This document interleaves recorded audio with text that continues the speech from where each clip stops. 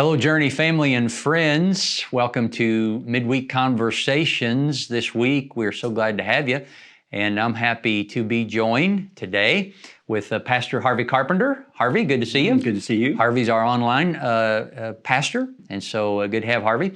And joining me again is Shelly Smelski. Hi. Shelly was with us in our video, part of the message this past Sunday. We'll get into that more in just a moment, but Shelly is the Director of Community Care here at Journey. So we're grateful to have both of them join us. And we're just doing a little wrap-up conversation of the series we just completed called Journey to Hope.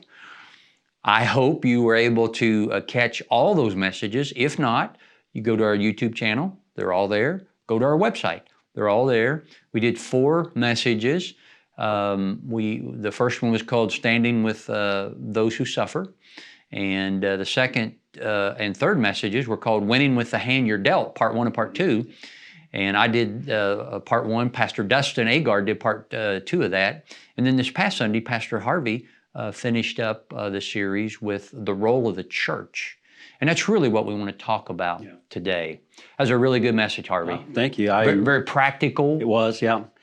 Taking the word church and using that as an acrostic was a simple way to help people understand, and I think maybe even remember what are some of the roles that the church can play in mental health. I think I can remember most of those, so we'll just review those. The first one was care and compassion. The first C in the word church. Care for and support those who are mentally ill, and that's an important thing that the church needs to do. And you did so good at just saying it. The question is, what is the size of compassion? What's the size of our heart?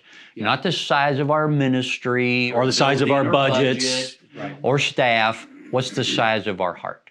Absolutely, yeah. And I've always been impressed of the heart that Journey has. Me too. Yeah, and I know you've seen that as well, Shelly. Yeah. The H stands for help with practical needs. Exactly.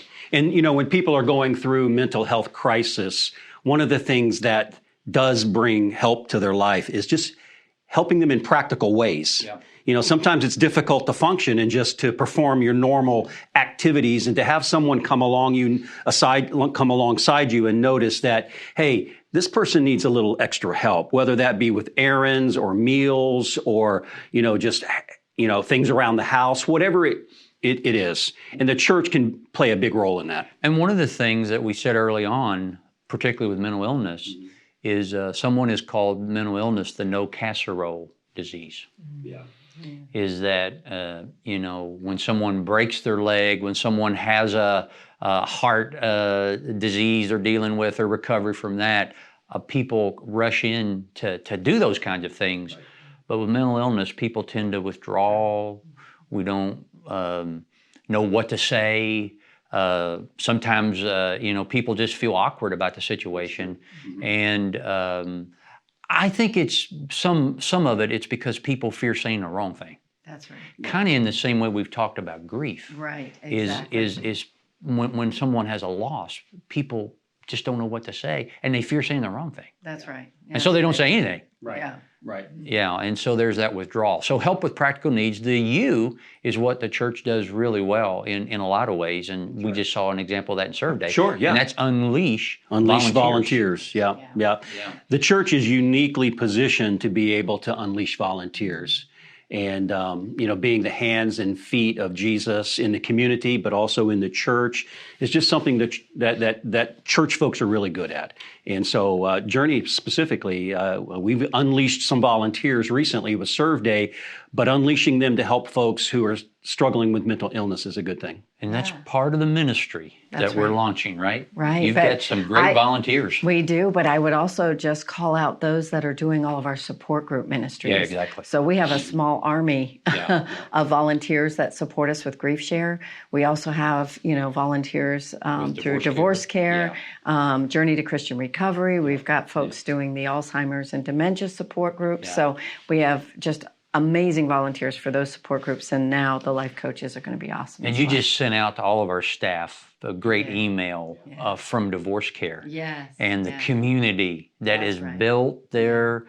That's really, in groups like that, really in all of groups when they're working well, but particularly with support groups, because people come to support groups not hiding their limp. You know, that's what I say I've learned to lead with a limp.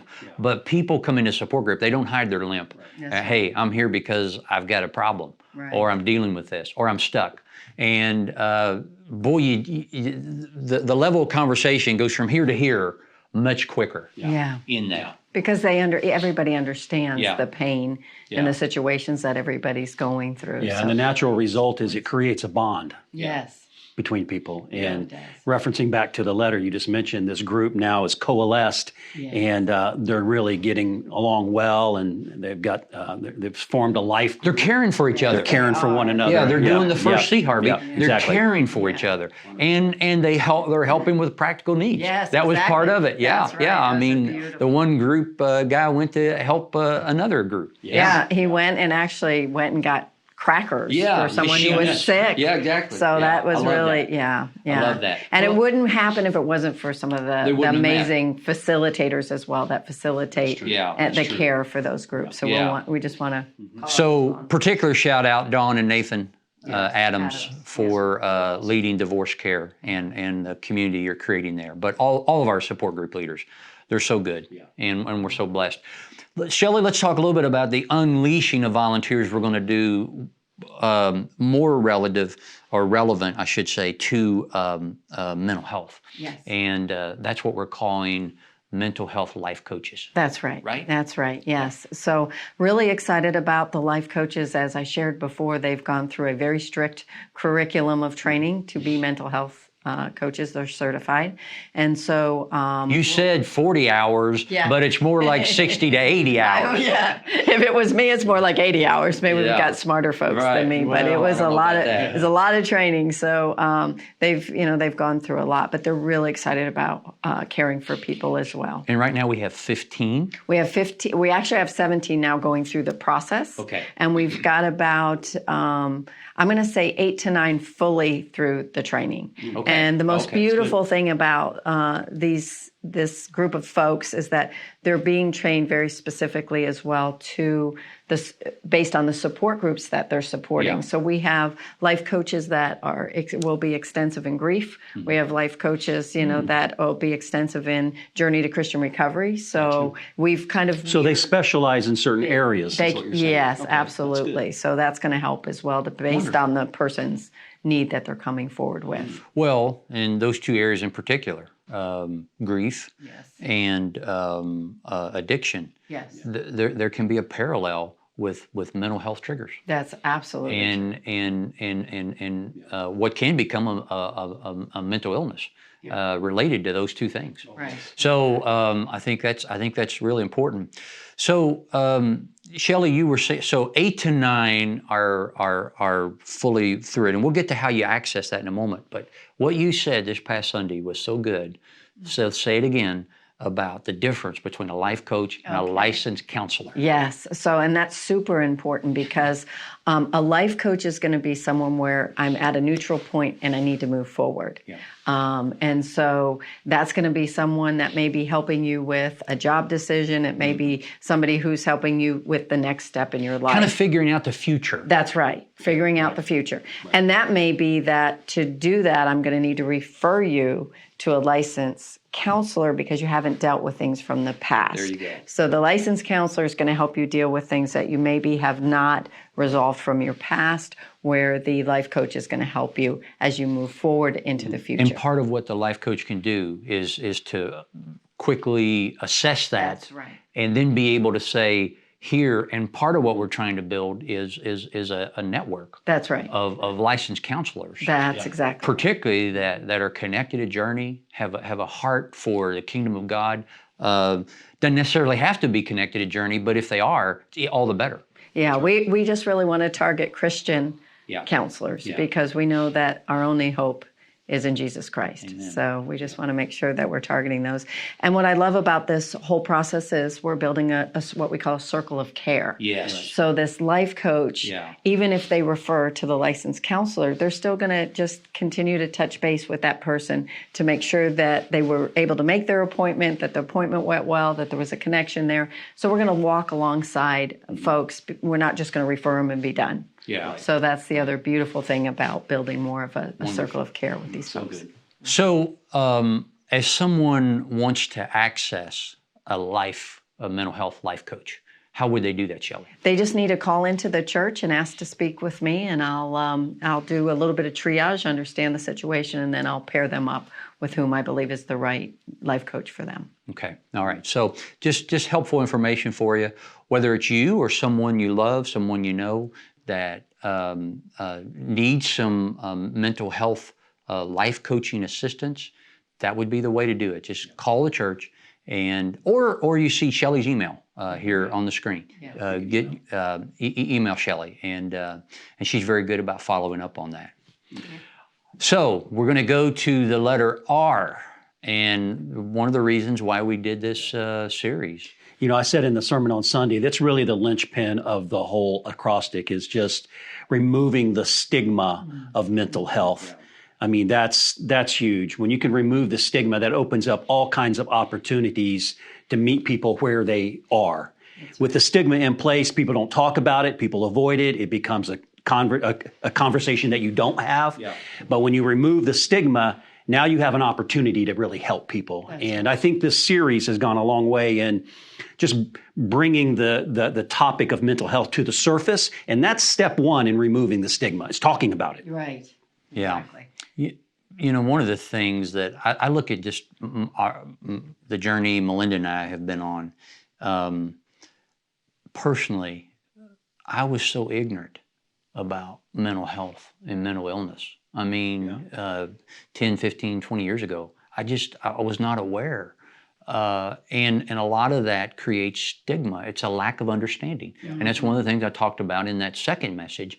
One of the biggest barriers to people getting help, and for the church responding the way the church ought to respond, is there's a lack of understanding. Yes. And so part two, if you haven't seen it, I encourage you to go back. We looked at 5 factors that are a part of what would create a person's mental health, and consequently, what can create a person's mental illness as well. So I think that's important to look at. But removing the stigma often starts with learning and educating yourself and understanding, and not attributing things incorrectly. Yeah.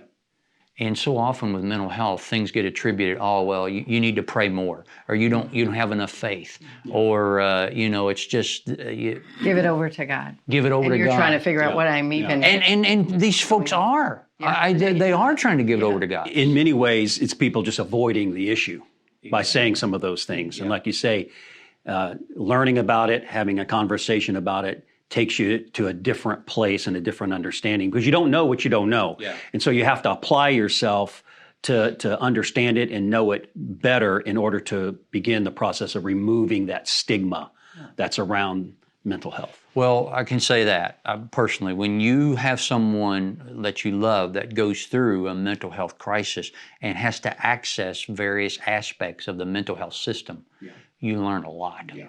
How broken it is. Exactly. Number one, yes. How broken it is, and how vulnerable you feel, and it's just a lot that you learn through that. But folks that don't have that, or aren't willing to see that or acknowledge that, they can stay stuck in that stigma. Yeah. And here's what we want to say one more time: the stigma will remain where silence is maintained. Right.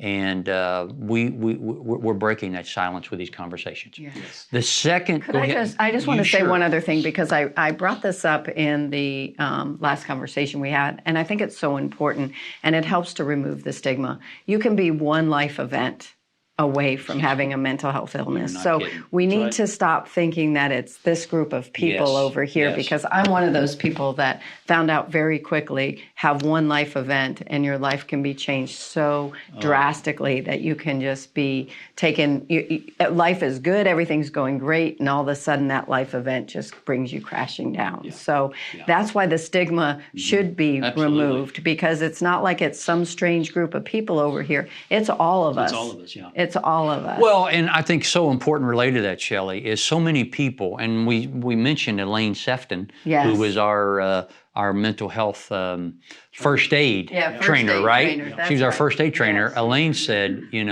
people tend to look at their bodies from here down, from the neck down, and those issues are more acceptable and understandable, but from here up. But what we don't understand is this is one body. That's right. It's not mental health, physical health. That's right. It's all health. Yes. Yeah, it's all Mental health is Right, health, That's right. right? That's right. And I think just understanding the integration, that's how God made us. Mm-hmm. Yeah. And the brain is mysterious. We're fearfully and wonderfully made. And there's a lot we don't understand about how the brain functions. But listen, it all works together. Yes. And it all affects the other. Yeah. That's right. Right. The second C in the word church is collaborate with the community. That's right. And that's what we're trying to do. That's sort of behind the scenes. That's exactly what we're trying to do. And there's so many good organizations out there that we can collaborate with, just like the mental health first aid training that our staff recently went through.